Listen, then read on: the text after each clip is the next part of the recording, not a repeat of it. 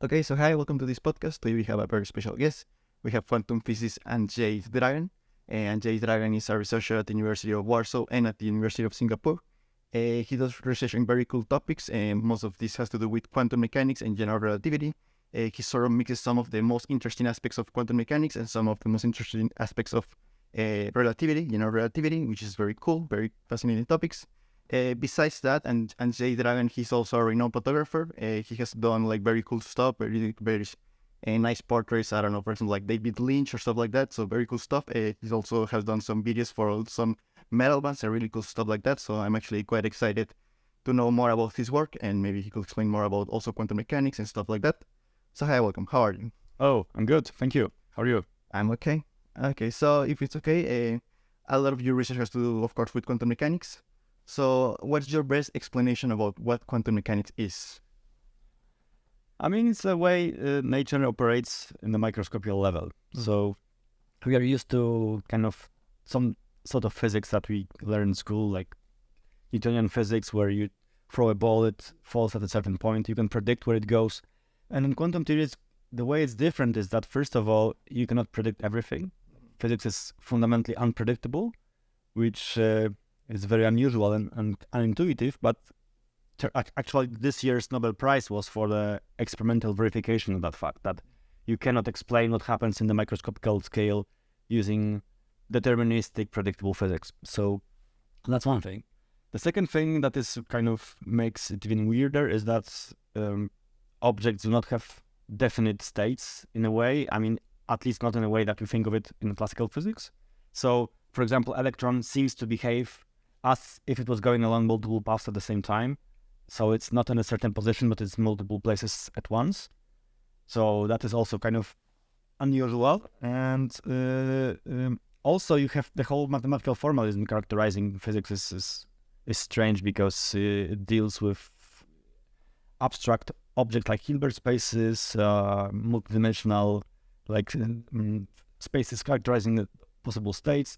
There are complex numbers involved that are not usually needed in classical physics. So just to summarize, it's a very unusual description of what happens in the microscopic scale, and it's kind of not so really difficult to understand, but it's kind of really difficult to accept. So it's very surprising. Okay. And I guess like historically there were a lot of problems with this randomness, right? Like I think a lot of the scientists and the people who are the founders of quantum mechanics, even they had a lot of problems accepting that it was random, because I mean some people wanted to try if there were not some what people call hidden variables, if maybe there is not really random, but there is something that we don't know, so it kind of gives the illusion of randomness. But it seems like it truly is like truly random, right? Yeah. So the natural idea is that, okay, we don't know everything about what happens inside of the electron. So the natural assumption is there must be something hidden inside that we don't know yet, that we'll at some point discover. Let's call it temporarily hidden variables or local hidden variables. And if there is something like that, that probably in the future will be able to explain a behavior of an electron in a single experiment, where quantum mechanics normally tells you that the outcome is unpredictable. You can repeat the same experiment twice and you'll get two different outcomes. But that's kind of idea of hidden variables tells, okay, no, the reason why electron behaves in a certain way is only because there is something inside of it that we don't know, that maybe somehow controls the action of the electron. And once we have a better look of what's going on inside, we'll find these hidden variables and we'll be able to use them to predict behavior of a single electron. And it turns out that you can actually test this idea, and you can find out whether this is really the case, where you can have any sort of explanation of what's going on inside using some hidden variable models. Turns out that you can rule that out experimentally.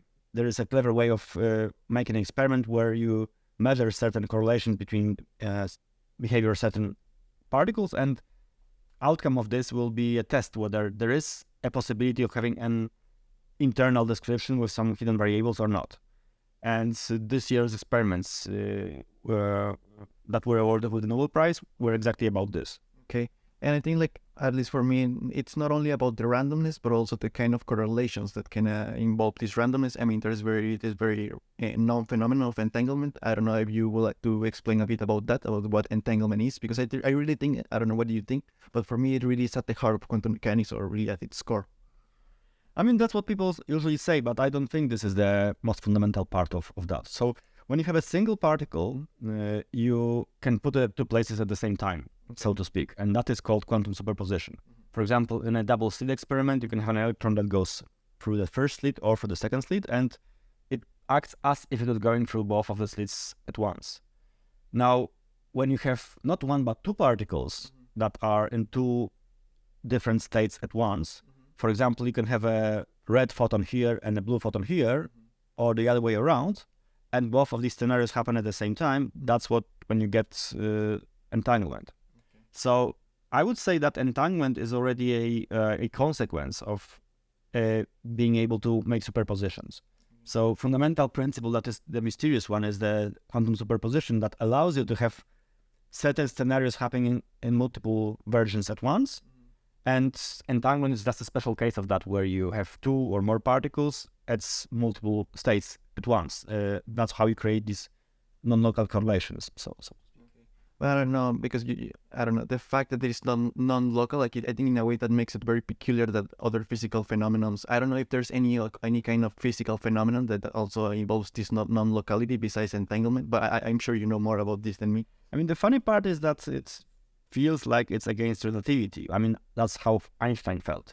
That this cannot be true because it goes against the spirit of relativity, where you would expect everything to be local. And these entangled particles seem to talk to each other at a distance, because once you make a measurement of the blue photon, you know that the other one must be red. And if this one is red, then the other must be blue. And according to the principle of quantum theory, that outcome of that experiment is not well defined before the measurement. So what happens, you make a measurement of the photon, and that's the moment where the photon decides what color is going to be. And that also is a decision what the other will do. So by making a measurement here, you not only determine the state of this photon, but also the other one. And Einstein thought this is going against the spirit of relativity, because these photons seem to talk to each other at a distance. Now, what is extremely interesting is that although this looks non-local, you cannot use that non-locality to communicate, to send subliminal signals between the observers, simply because not only that this behavior is non-local, but it is also indeterministic. Which means that you get a measurement, you make a measurement, you get an outcome, but you cannot predict the outcome, so you cannot control the outcome. So you cannot communicate, because in order to send signals, you would need to be able to send zeros or ones on demand. So for example, I want to say yes, I will send a 1. I want to say no, I will send a 0. So I could use blue or red photons to do that. But since I cannot control the outcome of this experiment, I don't know whether it's going to blue or red, then I cannot send signals. This is going to be just noise. So I know what you will measure on your side of the kind of communication channel, but I cannot control the outcome. So for that reason, quantum theory is it's bothering, because it looks like it's non-local, but on the other hand, this is not the type of non-locality that would go against relativity, because you cannot communicate, you cannot send signals. So now the question arises: if these two theories, relativity and quantum theory, are kind of independent, they stem from different assumptions, different structures, how come that quantum theory knows exactly what it can do, not to tease too much relativity? So you are just exactly on the border. You almost go against relativity. That's what Einstein felt, but not quite. So it's exactly where you can go and know no further. So this is an interesting question. How come that quantum theory knows exactly what it can afford and what not to do? Okay, I see. And something that I found interesting is that because I was watching some of your lectures or videos, and you say that your work, it's a bit like you combine aspects of quantum mechanics, and you say that you also combine aspects of general relativity. Now, the way I understood, and you can correct me if I'm wrong, of course, is that I think that for special relativity in quantum mechanics, it seems like things are more or less well-founded. Like, seems like there's a sort of mathematical framework to deal with quantum mechanics and special relativity.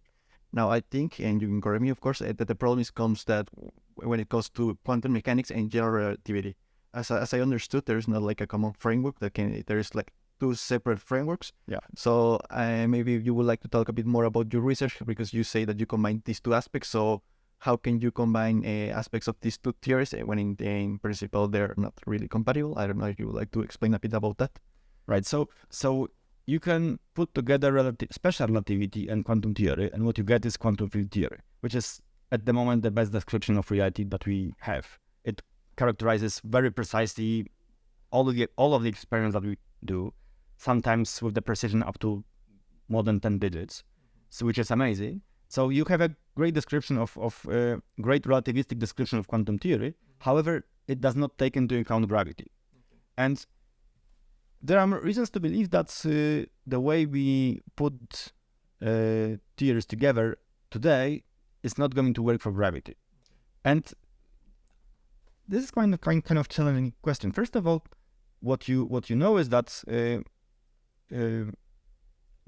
quantum states, a notion of quantum state is frame dependent, which means that if you move with constant velocity, properties of your quantum state will change. For example, you have a photon that is red, but if you move, it looks blue because of the Doppler shift, right? But the number of photons is still the same. I mean, if you have one photon that is blue, then the other moving observer will also claim it's still one, but maybe red, right? It is not true anymore when you try to accelerate. So when you accelerate through space, it turns out that not only the properties of your photons change, but also number of photons or other particles change, which means that accelerated observers will perceive a completely different quantum state. And for example, the most extreme case of this is the so-called Unruh effect, where one observer that is inertial claims he's sitting in a vacuum state, while the uniformly accelerated observer going through the vacuum will claim that there are particles around. And these particles, there will be more particles if he accelerates more. The effect is very, very tiny, but it's there. And according to that effect, then not only properties of your quantum particles are frame dependent, but also their very existence may be frame dependent. So for me, the particle doesn't exist. For you, it does. So this happens when you accelerate, when you just have special relativity plus acceleration. And since general relativity is founded on the idea that acceleration is to some degree equivalent to gravity, that means that also when you turn on gravity, you should expect that some particles, some quantum particles could appear, only because you have changed the gravitational field. That's the foundation of the Hawking radiation effect. You start with a cloud of matter that is very diluted and does not produce any gravitational field, and then it collapses and collapses and collapses, creating eventually a black hole. So it changes gravitational field in space, and that change produces particles going out, that seem to go out of the black hole, which is called the Unruh radiation, the Hawking radiation. So you see, you expect that some very interesting physics will happen when you put together either non-inertial frames of reference or gravity with quantum field theory. The problem is that you cannot do it exactly. So we only have approximate ideas how to do it. There are some effective semi-classical approaches to this problem. That's what I do. I try to see what happens when you put gravity and quantum theory together, what happens in between of them. And the effects like the Unruh effect or Hawking radiation are examples of what happens when you put these two together. None of these effects are present only in quantum theory or only in classical relativity. You have to put them together to get something new. My research for the past 10-15 years was looking into these problems. What happens to quantum states, in particular to quantum information, when you involve gravity? Okay, I see. Yeah, the other time I was watching a lecture by, I think it's one of the persons you have collaborated with. It was Yvette Fuentes, and I think she was talking a lot about how these notions of quantum information. I don't know if you have Alice and Bob, and they go far away, or when you say things like that, or you study problems like this in quantum information, in a way it's very idealistic in the sense that you just say, oh, they're very far away or they're close, but you never take into account what will happen in extreme cases when relativity over very high velocities will be involved.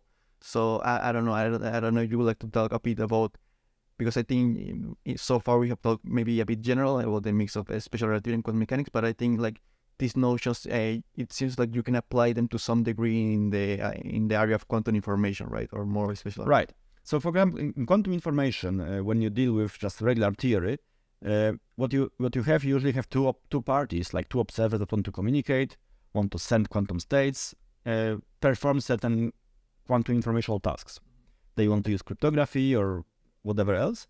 And the implicit assumption always in that approach is that both of these observers are sitting in the same frame of reference that is inertial.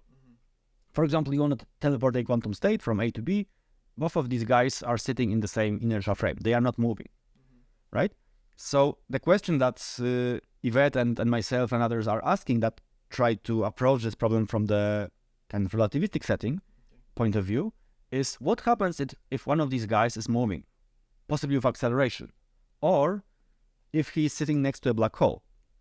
Suppose that the guy is sitting next to a black hole, makes some experiments and gets some data and wants to teleport that data out to somebody else that is far away from the black hole.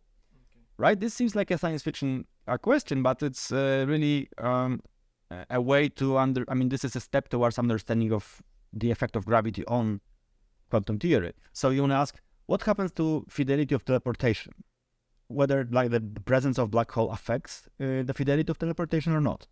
And it turns out it does. Usually it destroys the fidelity, which means that the closer you are to black hole, the harder it is to teleport something out of there.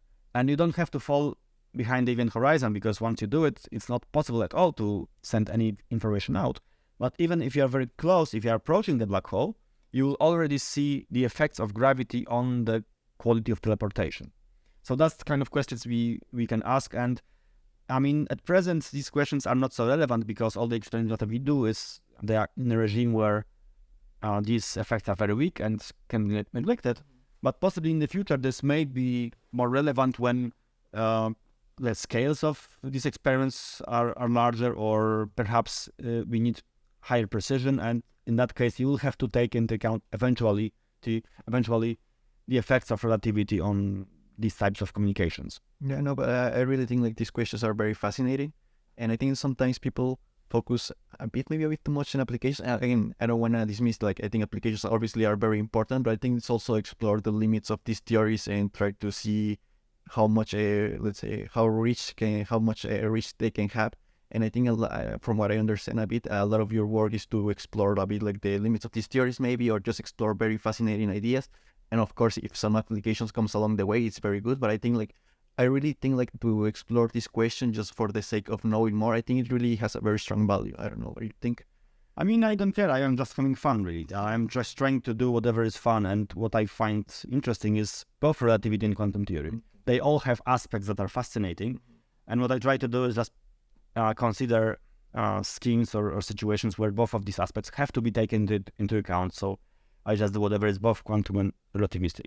Okay, no, I think it's very cool. That means that you have this approach. You mentioned quantum teleportation. I think sometimes there can be a bit of misconceptions about what really quantum teleportation is. From what I understand, it's not really that you actually teletransport one particle from one place instantly to another. Right. I think it's more complex than that. I don't know if you would like to explain a bit more about that, about what quantum teleportation is. Yeah, right. So it's not the same thing that you have in science fiction films, exactly. So what you teleport is not the object itself, but the information that the object encodes. So for example, I can hold a particle and you can hold another one.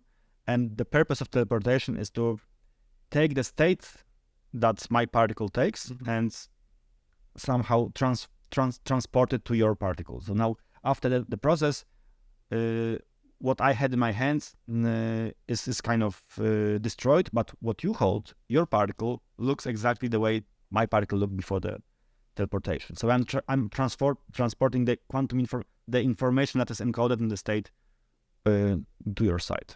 Okay, I see.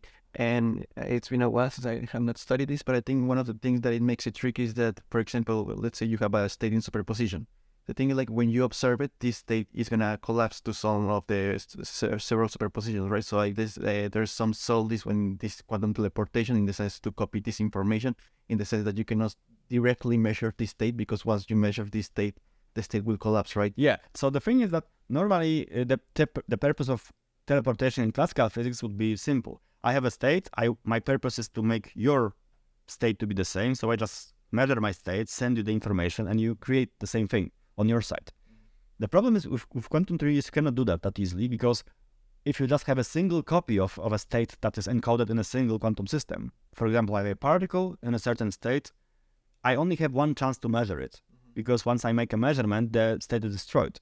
And my measurement does not give a predictable outcome.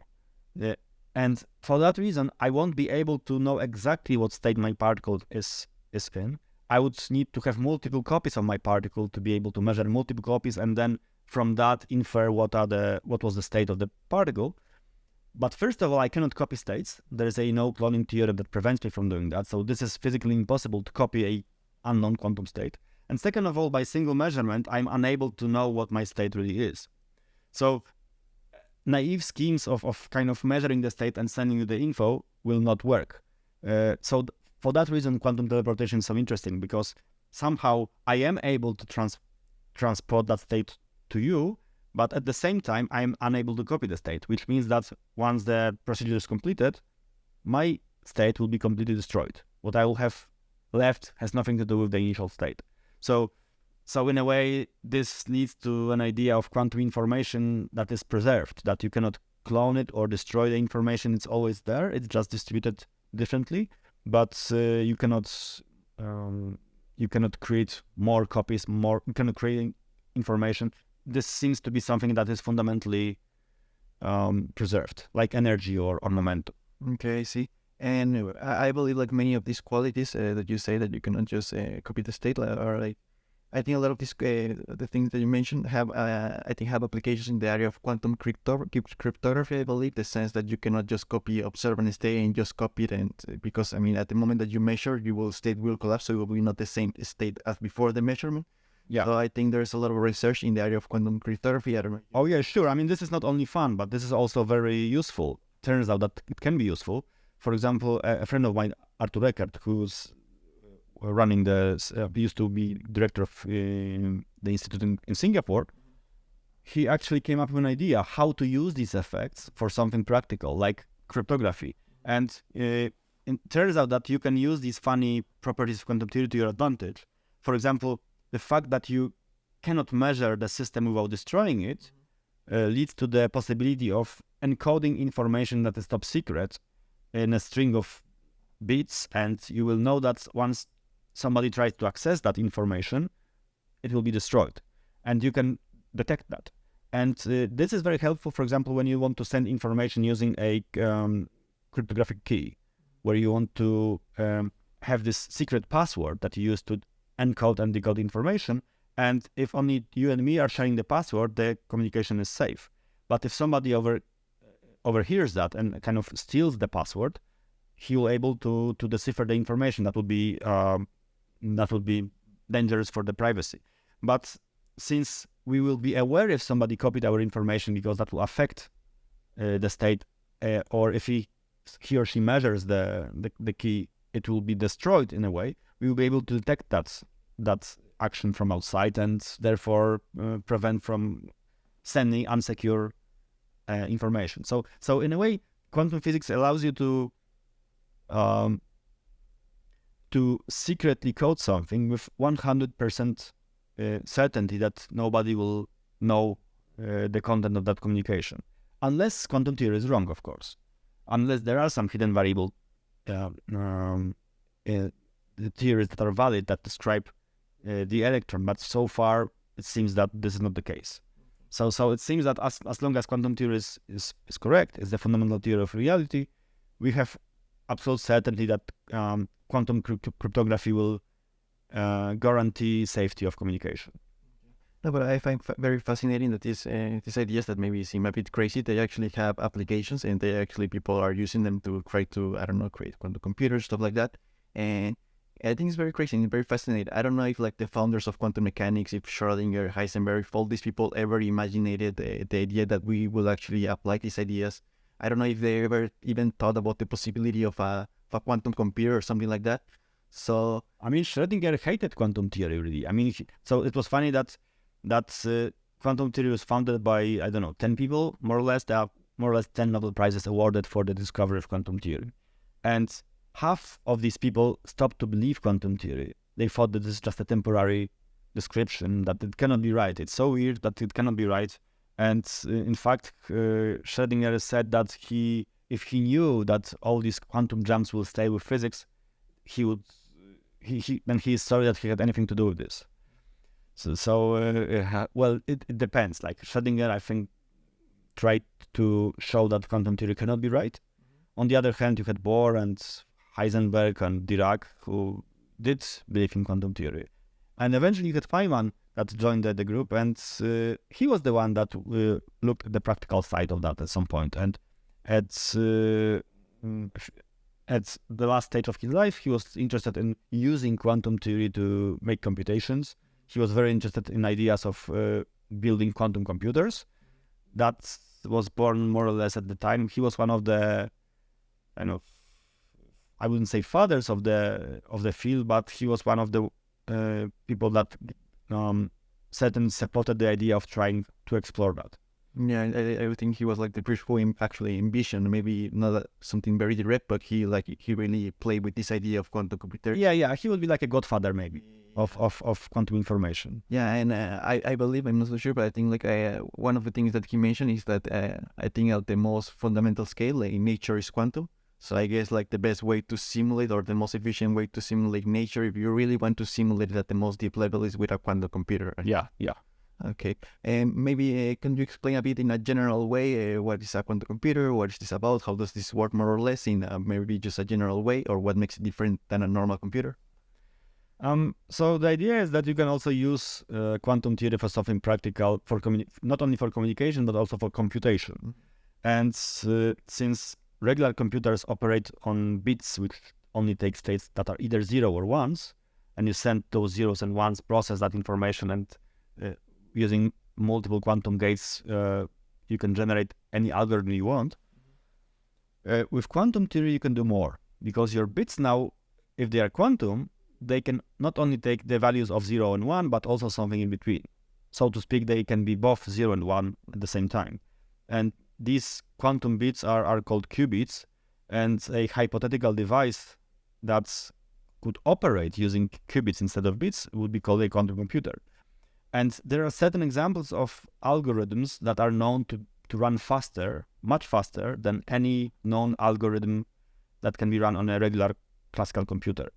For example, the algorithm that is used to encode information in the internet, RSA, is using the idea that you cannot decompose large numbers into primes. Okay. That would take too much time on a regular computer. Now, there is a short algorithm on a quantum computer that would be able to do it much more efficiently.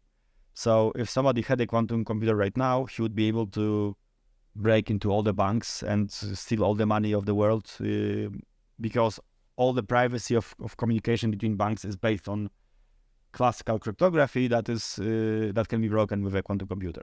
So that's why large companies invest a lot of money to be first to know that you can build a quantum computer, because in that case they can also look how to prevent that, and they will be kind of ready to prevent the catastrophe where somebody has the quantum computer and does all these things without anyone else knowing. So there is a lot of interest in this, and there's kind of arms race to build a quantum computer, and you can do a lot of interesting things if you had it. Yeah, no, I think historically, whether we like it or not, there's always have been a certain a political or economical interest in science, in the sense that sometimes the areas that can create that have more possibilities of creating some kind of technology that could be useful for government, for example, sometimes these areas can have more funding than others. So I think there's always has been this sort of, because you mentioned this application of sort of short algorithm, or basically breaking into banks and stuff like that. So there's always has been this kind of, not secret, but this political or socio-political interest in science. I think, I don't know, what's your opinion about this? People have realized, since the Second World War, people have realized, the politicians that physics can be useful, and they notice it by seeing the explosion of the atomic bomb, which is a kind of explicit example how science can be applied in a way that changes the fate of the whole world. So that was the beginning of taking physics more seriously than before. And there were many other examples. I mean, all the technology is based on science, and every single big discovery already led to a complete revolution in everyday life. You can build new things with quantum, even with quantum theory already, like a laser or a computer that is built out of a little processor with transistors inside. A transistor or a laser is a quantum device. So all the modern technology is already relying on quantum theory, and it seems that we can do much more if we make more efforts. So I think there is a public understanding that science can be really useful and can change everything that we know. The way it can change the way we operate in reality.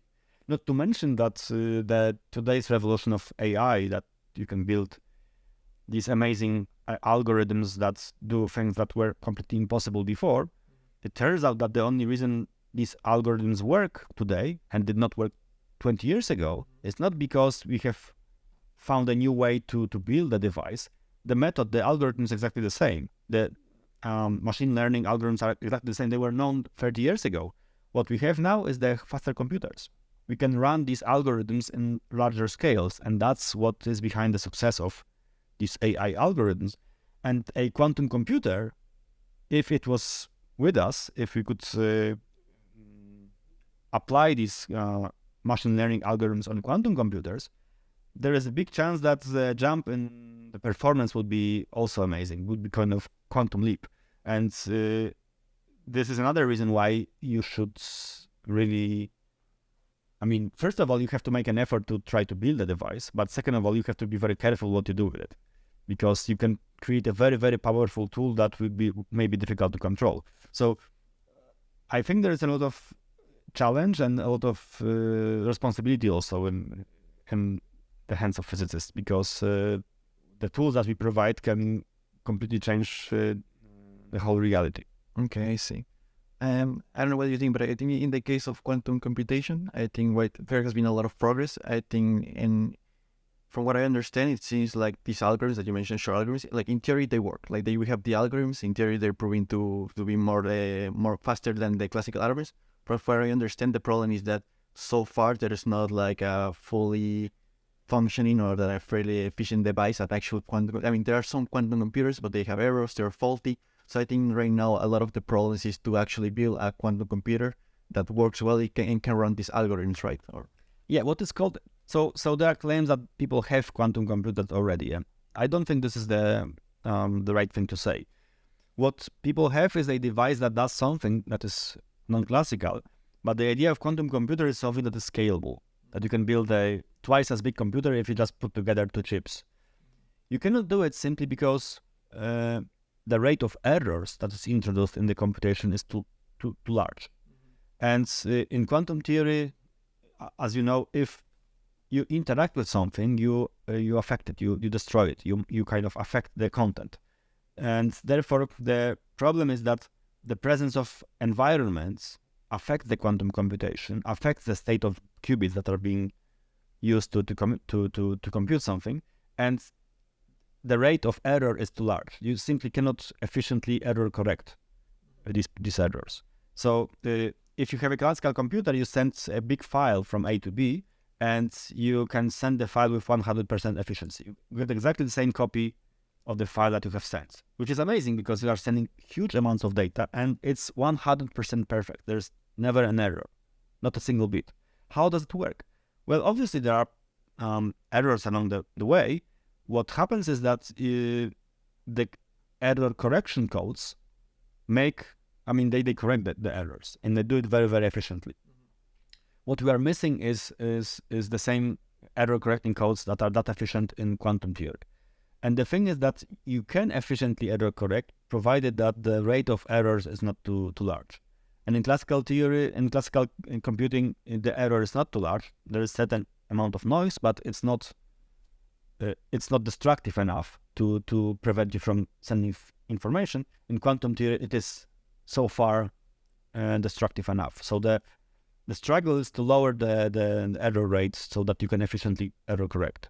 okay, I see. But I mean, just like as you said, I mean, there's obviously work to be made, but I don't think there has been progress, right? I think even like big companies, I don't know, like Google or IBM, they're actually like investing a lot of money, and it seems like they're advancing. I mean, we don't really know. I always try to be very careful in the sense that I think sometimes there can be a lot of hype, and I think sometimes people can be like it's hard sometimes to be objective, and I say that yes, it's very exciting, there has been a lot of progress, but I think there's also quite significant problems in terms of actually building these machines, right? Or I don't know, what's your opinion? Yeah, I mean, I think if there was a quantum computer already built, we would already know. So I guess we don't have a quantum computer yet, and some of my friends are investing a lot of time and effort to build one, but I think we are still away. Okay. And I again, it's just a practical limitation. In theory, if we could only lower the interaction with the environment, if we could somehow make the efficiency of all the operations higher so that there is less noise and more fidelity of these operations, we could have a computer today. Okay. So this is really a practical limitation. Okay, I see. And for example, when it comes to algorithms, I don't know how I see it for you, but for me, it's actually, even though I have worked in quantum science or something, it's actually very amazing and sometimes mind-boggling how people can come up with some of these algorithms. Because I mean, I think one thing when I see Shor's algorithm, for example, like these things are not simple. I don't know, at least for me, it's so I don't know, just to think. Just to understand it. Yeah. Now, to actually think about someone come up with this, so these algorithms, I mean, at least for me, I don't know how is it for you, but I think they're very hard. It's not easy to come up with more efficient algorithms, quantum algorithms than classical algorithms. So I don't know, what's your opinion? Peter Shor is a genius. I mean, the idea is really complex. It's not a simple idea. For example, quantum teleportation is a very simple concept. You can show how it works within 10 minutes. I'm teaching quantum theory to students, and just this week I was teaching that. And that took me like 15 minutes to explain what quantum teleportation is, how it works, what's the idea. With Shor's algorithm, it's really complicated because it's kind of has a little, I mean, it has a lot of steps. And they are, to me at least, they are not that trivial. So it's a different level of complexity. And the problem is that we don't have much more. We do know that quantum computers in principle can have an advantage, but we don't know exactly how we could use that advantage. For example, we know that there is a Shor's algorithm, although there is no proof that there is no similarly efficient classical algorithm present. We just don't have a proof of that. There is no known algorithm that is better, but there is no mathematical proof that there can be no better algorithm run on classical computers. So, in a way, we are just scratching the surface. We don't, because all these advantageous algorithms on quantum computers seem to be quite complex. And perhaps what we could hope for is that AI algorithms will be better at finding improved algorithms on quantum computers. They are good. They found to be good in analyzing more complex systems than us. We humans are able to analyze simple systems, so that's why we simplify everything to something elementary and then understand it and try to generalize it. But AI algorithms are able to search through complex spaces, multidimensional spaces for some objects in these spaces that satisfy certain conditions. So for example, if you want to optimize something in a large space of possibilities, an AI algorithm could really be much more helpful. So who knows, maybe the future is with AI algorithms that will help us find better applications of quantum computers. And from what I noticed, that you seem to be, especially lately, very interested in this AI thing, in artificial intelligence. I know that there's one area of research that is known as quantum machine learning, and it's still, from what I understand, it's still a relatively new area. Yeah. But I don't know whether you're maybe you could give like a general explanation about how these two things mix, quantum AI, if they can be mixed, or how, or maybe just a general perspective of how this, or your ideas about this combination of these two seemingly different fields. I mean, in principle, you could already code a quantum computer. There's even programming languages that are devised for programming a quantum computer and applying neural networks on that computer. I'm not an expert on this, but certainly I can see a chance of this being much more efficient than computation with neural networks on classical computers. I cannot tell you any details, but I know that people are already investigating this.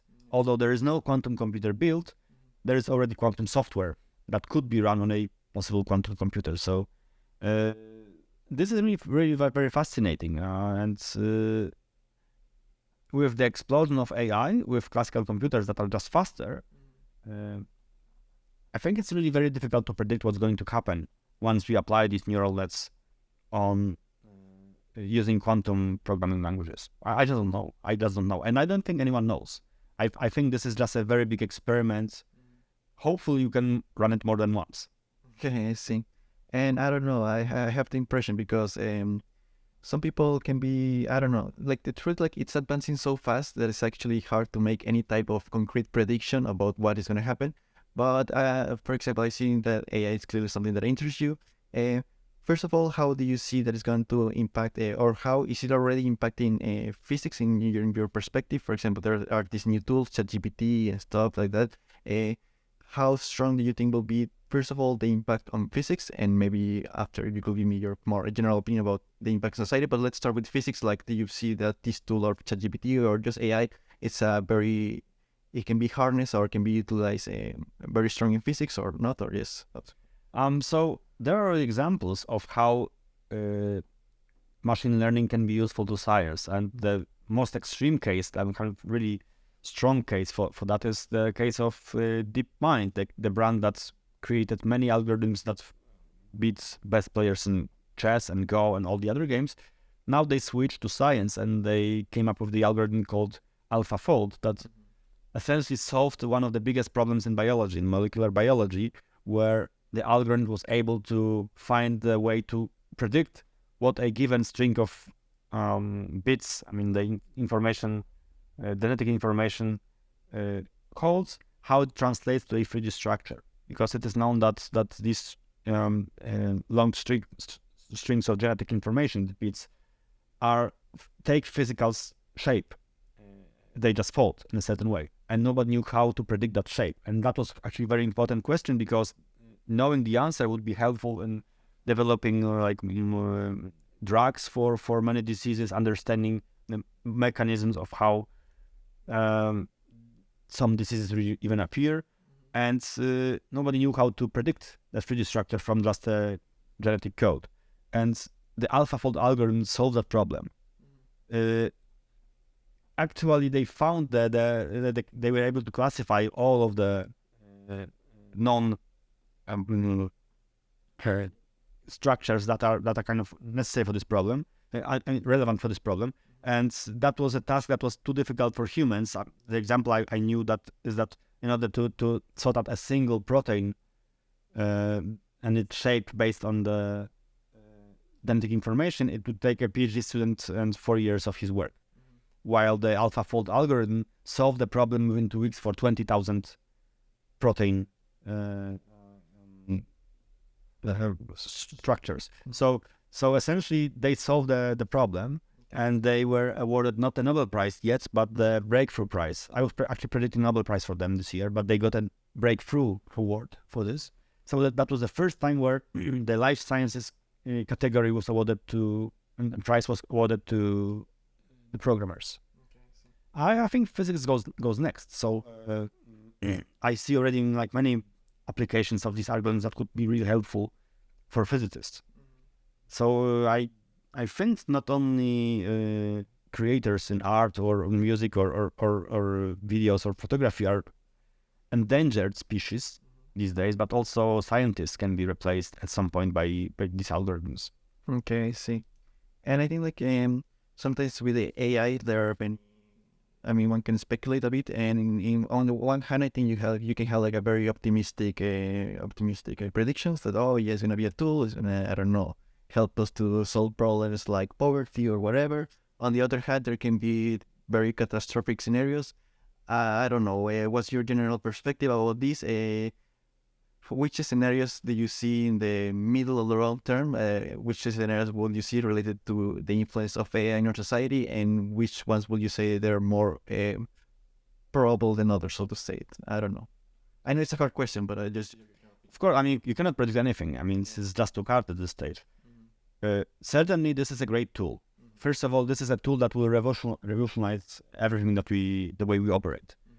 I don't think you can compare it to anything known. So to me, this is one of the single biggest revolution that we ever experienced. It's comparable to the discovery of the wheel, to me. Okay. There is a new aspect of this that was never present also. So it's not just the magnitude of this revolution, but the thing is that every tool can be used in two ways, either for the good or for the bad. Like you can take a hammer and hammer a nail with it, or hit somebody in his head with a hammer. So this can be used to harm others or to help others.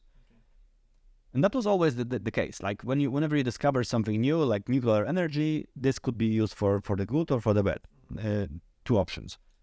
What is new here that there's also a third option, because your new tool, the AI, can be used for the goods, can be used to solve problems, can be used to harm, can be used to steal information or whatever.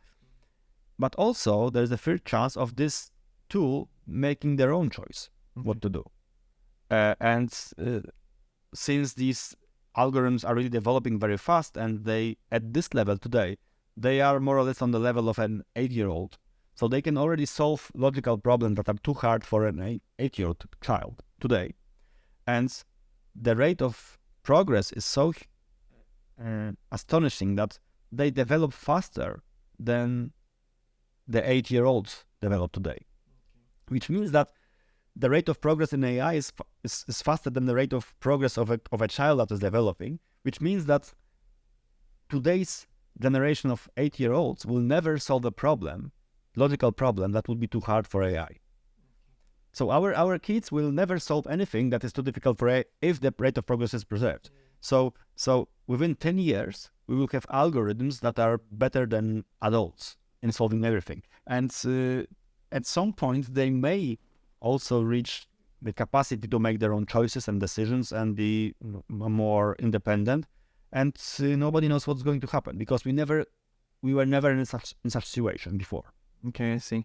There's this quantum computer scientist, whose name is Scott Aronson. He works in the University of Texas. He has a very famous blog. And the thing, what he wrote in his blog is that basically he gave an exam to this ChatGPT thing, this quantum computing exam. And it was not perfect, but it had like a passing note. It has like a good note, not the best, but it has like a good note. So I guess that's an example that I don't know if it can solve correctly or at least pass a quantum computing test at university level. I think that gives you an idea that, it's not only saying words that sound right, but it seems like it can actually at least it's not perfect. Again, I don't want to exaggerate. It's not perfect, but it seems like it can solve some problems at least. Yeah. It's not. It's far from perfect. It probably has no consciousness. It probably has no will, but there is certain level of understanding of structures. And I've tested this in many ways, and my impression is that it would not be able to do things it does without some level of fundamental understanding of the text. It's not just compiling words and predicting the next one. That's how it was trained, by seeing how well it predicts the next word. But in order to be able to predict the next word for complicated strings of words that have meaning, you really have to understand the meaning. And I've run multiple experiments on these chats, and they seem to really understand what's going on to some degree.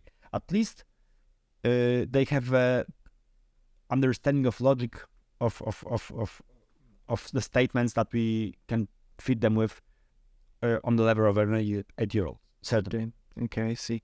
And I think sometimes with systems, with very complex systems, there can be what is known as emergent properties, in the sense that maybe you train in some system to do some particular thing, but then when you have many complex systems or stuff, like some emergent property can emerge. I don't want to be paranoid to say that something super conscious will emerge necessarily, but what I'm trying to say that this ChatGPT or whatever, these neural networks can be trained from one particular ability, but sometimes there can be that even if they were not trained for other particular activity, they can actually perform some tasks that they were not particularly trained for, I think. Sure, if you have a room that cleans your carpet, it's programmed to make your room clean, right? That's all it does.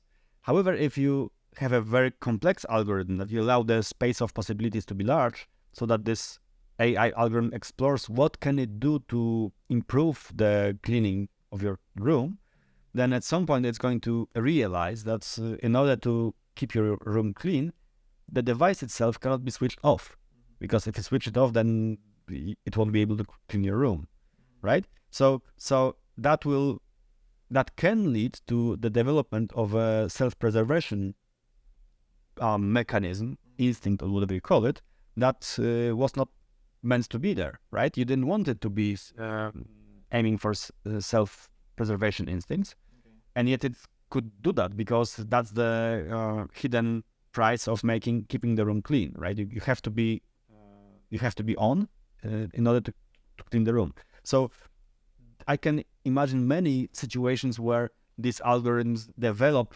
some tasks that were not planned, that they find optimum ways of achieving certain goals that were not expected.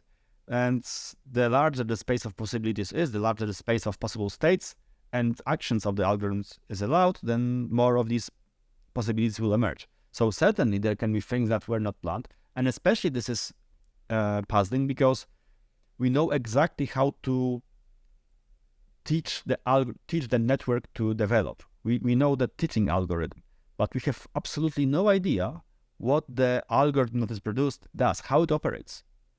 We know how to find this algorithm because we are running essentially an optimization algorithm. We understand the optimization algorithm, but we have no idea what does that neural network really does.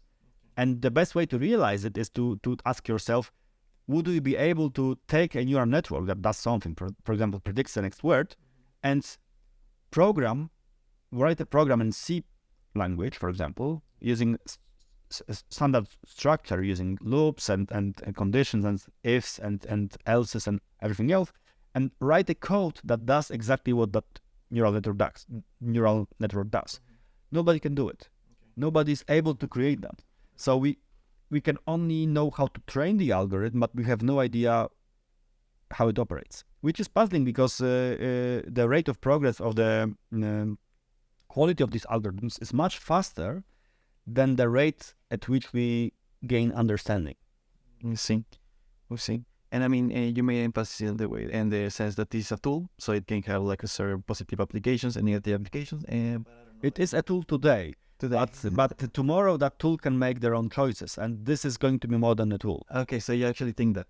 I think so. Yeah. Okay. So, for example, I don't know if I know it's super hard to make predictions, but in 5-10 years, what's your ambition? Like, do you have a more optimistic or pessimistic ambition about how this AI is going to influence society? I don't know. Okay, so the example of an 8-year-old that we know already that the present level of these algorithms exceeds the logical capabilities of an 8-year-old, and the rate of development is faster than the rate of development of the kids.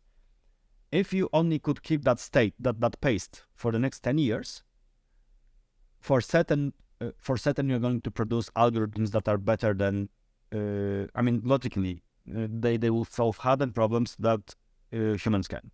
I guess the question is if this trend is going to continue or not, right? Right. So that's the question. And the problem with predicting the future is you cannot do it unless there is a certain trend, and all you can do is extrapolate the trend. So we do have a trend, right? We know the trend. We know the pace at which the progress takes place. So all we can do is extrapolate. We have no idea it's going to change the rate, accelerate or slow down. That we cannot predict that well. But if you just extrapolate, that's the outcome. 10 years, and we have algorithms that are better than adults at everything. Now, the things that humans are on top of the hierarchy on Earth is only because we exceed every other creatures with our intellect. We are not stronger, we are not faster, we are not bigger. The only advantage we have is our intellect. And now we are breeding a species, so to say, or creatures that have no will, they have no consciousness now, and probably won't for a while, who knows. However, they will already exceed us with the only advantage that we have over all the other animals is our intellect. And this is not going to be dangerous as long as they will be under control. They will not have their own goals. They will not have their own, I don't know how to then call it, to their ambitions, perhaps. But once that is also part of the picture, I don't see the way how we would be able to control them. The same way that cats cannot or dogs cannot control humans because we are just smarter. They will be smarter. The question is whether they will want to do what we want them to do. Yeah, I guess, yeah, it been very interesting. And I was reading some opinion by this MIT physicist whose name is Max Tegmark, and he was saying something about that. The thing is, like, yes, it's advancing very fast, and the thing is, like, if, yeah, I don't know if the possibility of conscious emerge or something like this emerge, the thing is, like, how do you stop it in the sense, because right now it's not only one company in the sense, it's not only OpenAI. I mean, maybe they're the ones that have the advantage, but in a way you can incentivize a competence in the sense that Google cannot let behind. So obviously they're also gonna try to make their best. But then IBM cannot be behind. So there's gonna be this competence when you cannot. It's very hard to say, hey, let's stop. Let's stop and think about things because now it's a competence. And if you're left behind, then that's it. Then some other company advances. So there's this ongoing competence, and there's some there's this ongoing competence, and just to improve it, because if you don't improve it, someone else will, and that will make you will be left behind. So I think I don't want to be paranoid or be kind of extremist or exaggerate, but I just think like in the hypothetical case that's something that there's some unexpected advance, like how do you actually stop it, or what do you do? Because I mean, she's giving an example of cloning, human cloning. That was banned, and he says that he only knows one example of the case where a human was actually cloned. That took place in China, and the guy who did that is in jail. Okay. And he was put in jail by the Chinese government. Okay. So he's making a case that's because I mean that the argument is we can stop it here if we just put certain restrictions on companies, for example in the US or Europe. Maybe that would be possible, but what in China, right? What can you do about other countries? And he makes a case that, in fact, Chinese government is also interested in having things under control, because they also understand that this can be out of control once the certain threshold is reached with the capabilities of these algorithms. So he argues that this was possible with cloning. It is possible to be stopped, and actually the people who put the Chinese researcher in jail for cloning the human was in fact Chinese government. So it was possible to reach certain equilibrium with the progress of that research. He hopes that may also be possible with AI, perhaps. Unfortunately, the problem is that human cloning is not so lucrative. It doesn't bring you any gains, like financial gains, at least not at the same scale at which AI can, right? Right now, the possibility of earning money on AI are unlimited. You can make so much money by building better and better AI systems that's the reason why it will be harder to stop. It was possible to stop the progress with other research like cloning or genome manipulations. It's not so lucrative. Perhaps in the future we could find applications that could be translated into earning money. But AI systems already are so helpful in earning money that this makes it so hard to stop this arms race, this competition between different companies that try to do something, to make a progress. So also there is this nice quote that it is hard to make people involved in this business to understand the danger.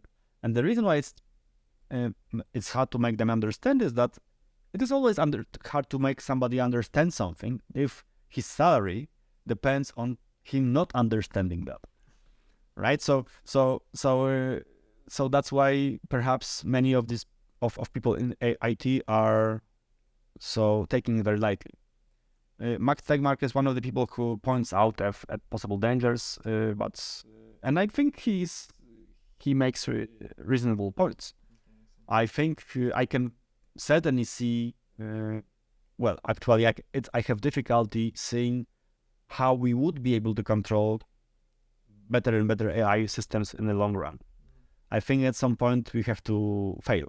I mean, if there is no floor for the development of AI, there will be nothing we could do at some point. So the big keyword right now in this AI community is alignment problem. How to align the goals of AI with our goals. I mean, if you build a highway and there is a bunch of ants on your way, you will not think twice. I mean, you will not be sorry for ants that are kind of destroyed because you are building a road. You just do it. And not because you're an evil person, you want to harm ants or birds or whatever species are on the way. It's simply against your interest. And you're not doing that to destroy them, you're just doing what you want and you don't care about anything else. So that's what is dangerous. Once AI finds its goals and has certain ambitions, we have to make sure that these goals are aligned with ours.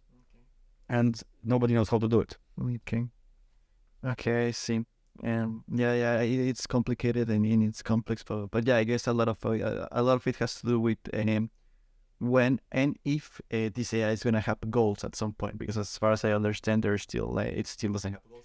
I mean, it has goals that we gave it. Exactly. We gave goals, right? We gave a goal of cleaning the room, right? Roomba is a simple AI system, right? It just cleans the room. However, we may not be aware of all the ways the goals are reached. For example, it can have a sub-goal that we were not aware of. For example, don't switch me off. I mean, I would like to have the ability to switch the system off if that's something that I don't like. But a self-preservation instinct is one simple example of a thing that could be developed without us knowing, and that would actually go against our policy. Okay, I see. Some of the other topics that I wanted to bring is about your art. You're a renowned photographer, and you have done very cool at it. Some of them are here actually. Some cool retreats for David Lynch and stuff like that. I find very cool. I guess first of all, you have these two activities. Let's say these two main activities that are science and photography, or art in general, so to say it.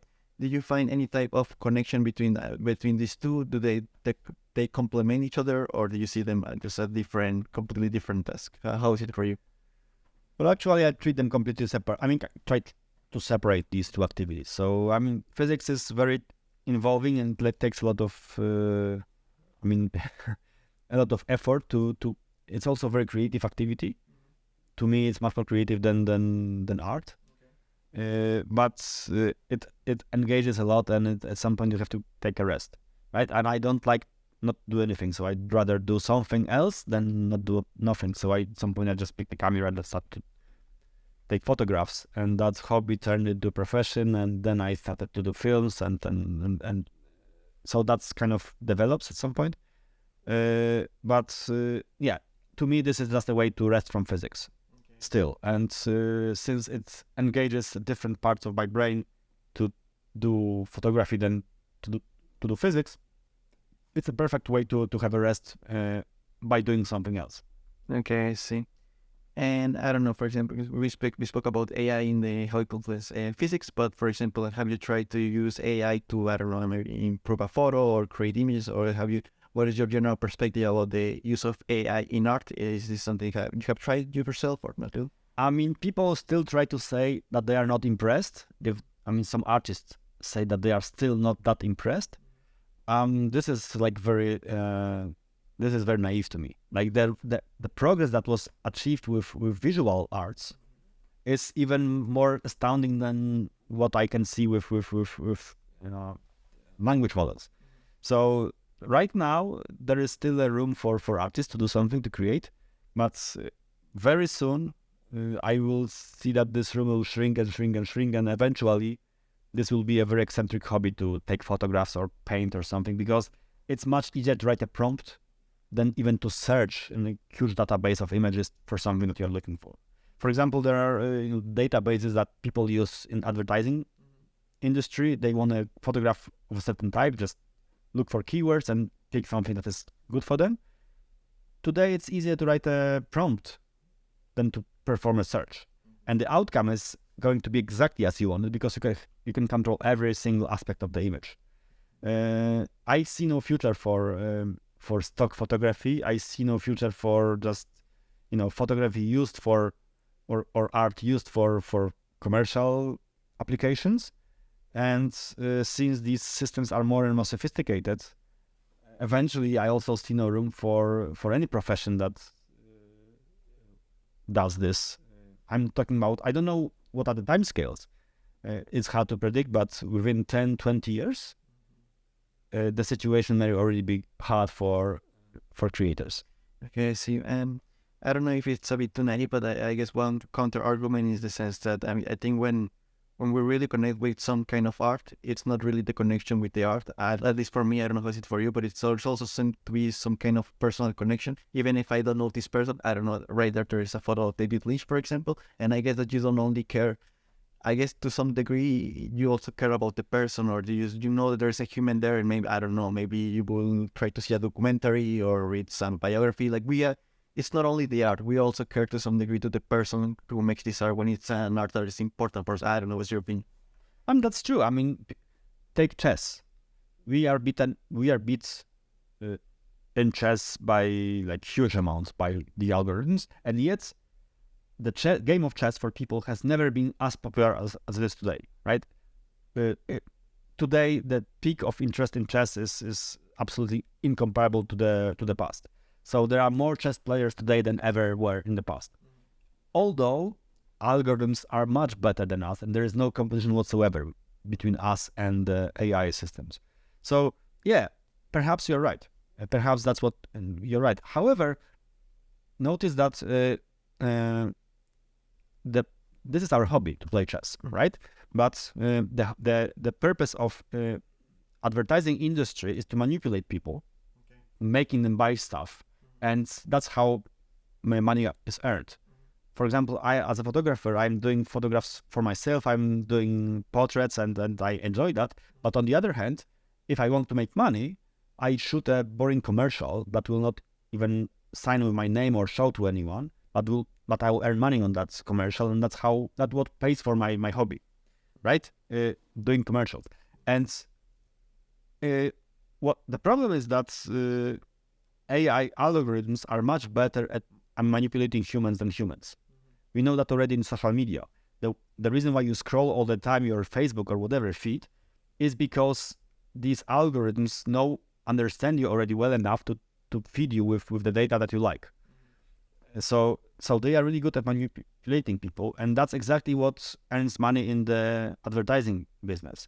So the problem is that at some point we will not need art directors, but we will need prompt directors. And in fact, this is not a joke. I'm sure already big agencies already hire people whose job is just to write good prompts. So yes, perhaps it can stay as a nice hobby, and we will still enjoy art in galleries. Maybe, who knows? However, first of all, the creations of the AI will be more and more indistinguishable from our creations. And second of all, I don't know what about making money, whether we will be able to earn where the monies are. The artists. And the way they are today is the advertising business, where we can do for a living. Unfortunately, this is perhaps ending, and it could be that taking photographs, paintings, or creating images, films even, will be an eccentric hobby.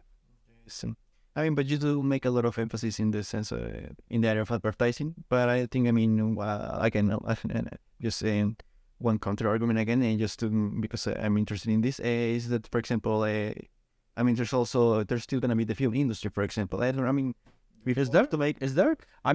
Right. We are so today we are just creating algorithms that are better at creating images. Yes. But I can perfectly imagine a situation in 10 or 20 years where I want to watch a movie. So I write a prompt that I want to watch a movie about this, with these actors doing that, perhaps similar to that film, but maybe not with this or that. And I wait 5 seconds and I'll have a film to watch. Yeah, but so we will not even need the film industry for this. But and you say it like people watch chess players and real life chess players play. They don't watch two AIs competing with each other. So I guess I do. I do. But this is you're a minority, maybe. But maybe I'm. Yeah. Who knows? Maybe you're right. So maybe it is that AI will be used as a tool at some point, and we will still have things to do. Obviously, we want to figure out what we want to do. So this is really hard to predict. But this is not a threat. This is not the major threat. The major threat is that the tool will make their own choices. And that's what we have to be scared of. I don't think we need to be scared of creating a very cool tool, because we will perhaps find a way to use that tool as long as we are in charge.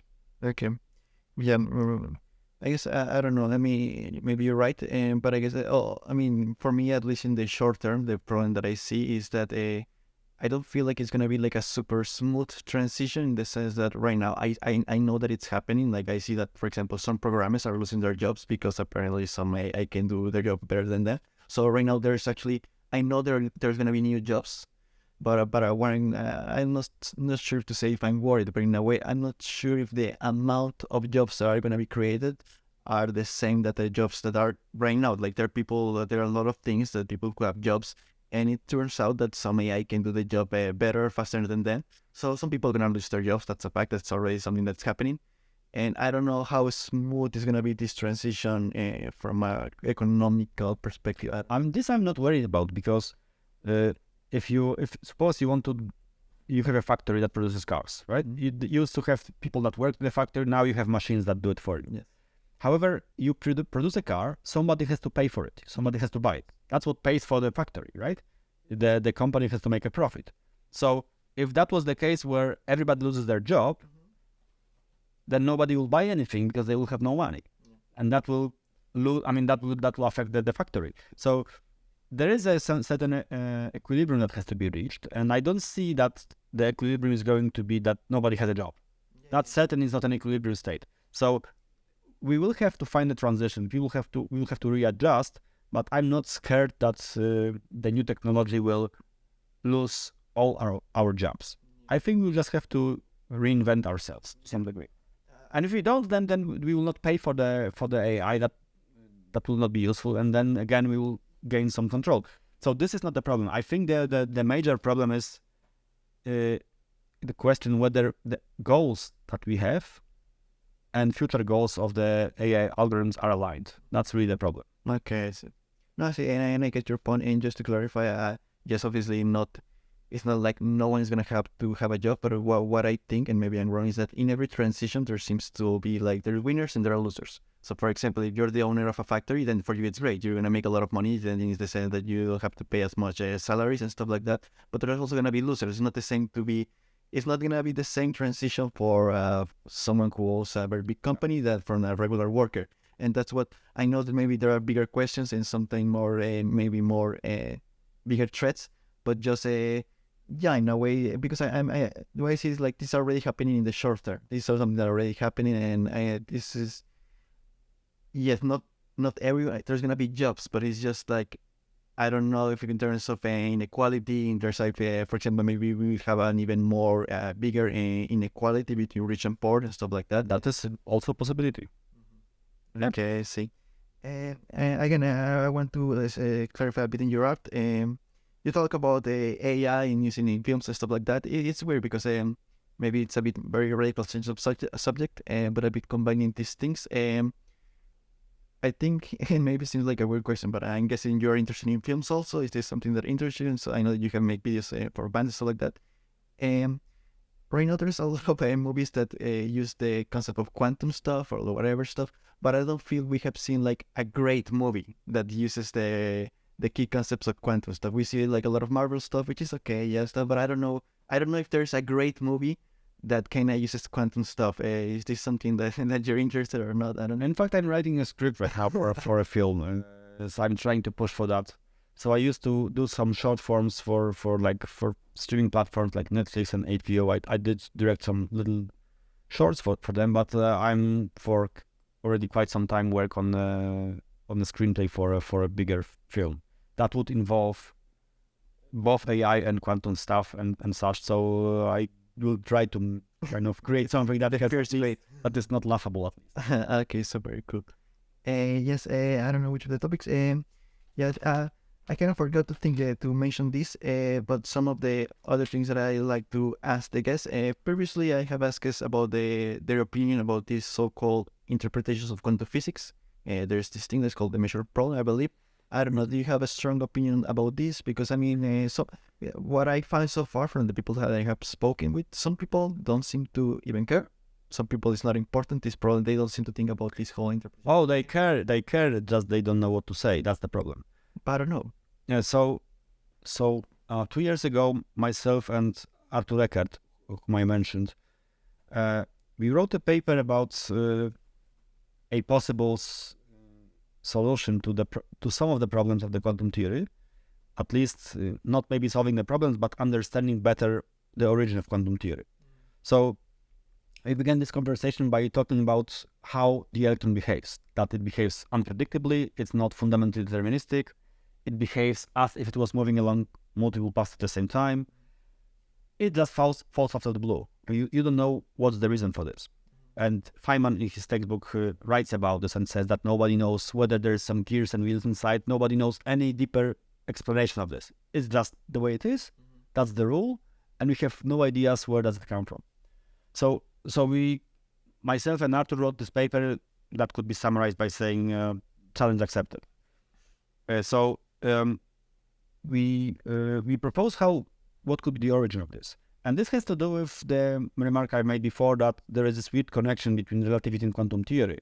We have two different theories that somehow seem to know something about each other. Like quantum theory does exactly what it can and not more, not two pieces of relativistic structures. The starting point that we observed is that when you talk about relativity, there is this limitation of the speed of light that you cannot exceed, because if you could introduce observers that move faster than light or particles that move faster than light, some weird things would happen. You'd have problems with causality. Perhaps you would have a grandfather paradox. You could go back to the future and such. For that reason, nobody seriously takes that into account. So our paper is to explore the question, what would happen if you would allow superlunar particles and superlunar frames of reference? And it turns out that it is true that causality is affected, but it turns out that you do not run into serious paradoxes. You don't have a grandfather paradox at all, which is a surprise.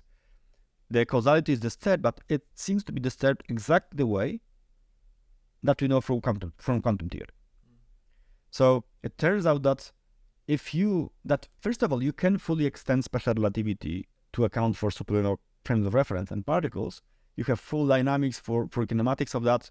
You could have these objects interact with our objects if they existed. Nobody knows if they exist or not.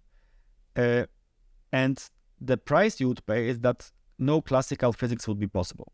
You would have to have some sort of disturbance of causality, and we have found that fundamental unpredictability of outcomes would be a must. That situations where particles move along multiple paths at the same time is a must. You cannot prevent that. Also, it turns out that in order to characterize motions along 2 points along multiple paths, you would need to use complex numbers. And the formalism that kind of emerges looks like the formalism that we know from quantum theory. So the claim of the paper was that you can in fact explain these fundamental postulates of quantum theory, the unpredictability, superpositions, and such, by extending special relativity to account for superlunar observers. And the funny bit is that what you normally do is when you derive relativity, you assume that all inertia frames are equal. You can postulate that speed of light is preserved. You don't have to, but it's possible. And then you derive Lorentz transformations that are limited by speed of light. You cannot go faster than light. But there always is a second solution, mathematically allows second solution that allows for transformations that involve the superlunar speeds. And you just reject that solution as unphysical. And then you build quantum theory on your own. What we have shown is that if you don't reject the second family of solutions, just treat it equally, you keep all that maths allows you to keep, then you get something that looks like a quantum theory. And we wrote 2 papers about this that kind of seemed to be really puzzling to many people. And we are now working on a quantum field theory extension of this. So my understanding is that, first of all, quantum theory is not that surprising anymore. That it turns out to be a consequence of a very, very fundamental fact that all frames are equal. And that does include superlunar frames of reference. And if you take that point of view, many mysteries are not so mysterious anymore. Okay, because from what I told with other quantum physicists, some of it the problem, or what they think it's a problem, is this thing, like, as far as I understand, no one really knows exactly how or when exactly does a collapse happens. It's just something that happens. So, and I mean, you see many, for some people crazy, for some people very serious, like, I don't know, this whole many world interpretation or stuff like that. Is this something you take seriously or not, or I don't know? Okay, first of all, I don't see any evidence of having to talk about collapse at all. So people use that concept a lot. It can be practically useful for some applications, but the fact is that you can explain every single experiment that I'm aware of without using the concept of a collapse. At least not as a physical process that changes a cloud of something in space. You can understand collapse as the change of your amount of knowledge in your head about the quantum system. Yet, if you learn something, that's a collapse in a way, because you've learned something, so your state of knowledge has changed. In that sense, the notion of collapse makes some sense. However, to me, it makes no sense whatsoever when you think of it as a change of a physical structure that happens in space, like the wave function changes its shape. This doesn't happen. I don't think there's a reason to even use that concept. And I think I can explain every single experiment that seems to indicate the presence of a collapse with an interpretation that has no collapse whatsoever. So I think this notion of collapse is a bit overrated and it's overhyped. I don't think there is anything interesting there to me. But it is the standard interpretation. It's one of possible explanation or descriptions of what happens, right? On the other hand, you have this many-word interpretation, and to me, it's not really an interpretation. So the question is whether quantum theory applies only to microscopic systems, or does it also apply to macroscopic systems as us? Books, humans, rooms, cameras. Is this also quantum or not? If everything is quantum and everything is characterized by Schrödinger equation of some sort, if quantum theory has no limits in the macroscopic direction, that means that we have to follow exactly the same rules as the electron follows, which means that we have to be at several places at the same time. We have to run through several scenarios at once. This is not an interpretation. This is just a fact. If quantum theory holds for macroscopic systems, it is a fact that we live in just one of the branches, and through a very complex interference, we maybe see these effects or not that effects, but it has to be this way. It's not an interpretation. Now, if quantum theory is not true, and it's only approximation in the microscopical scales, and it just fails to be correct in our scales for some reason, maybe because of gravity or something else that we don't understand, then it just doesn't work, and we don't have to worry about many words. So there is no instance where many words is an interpretation. It's either the fact or it's just a wrong. If it's a fact, then that means that quantum theory holds for large scales. If it doesn't hold for large scales, we have something else, and there is no multiverse of that kind. So I don't find this to be an interpretation. I just find to be a consequence of a question whether what are the limits of quantum theory. Okay, well, I mean, I guess some people will disagree. I mean, some people will even call it a scientific idea, in the sense that, I mean, if there are these worlds, I mean, if they cannot be observed or measured or whatever, then it's not saying. It ends up being something speculative that maybe this is true, that this is not testable. Maybe that is even true. David Deutsch thinks that some variants of that idea is testable. Maybe it's not.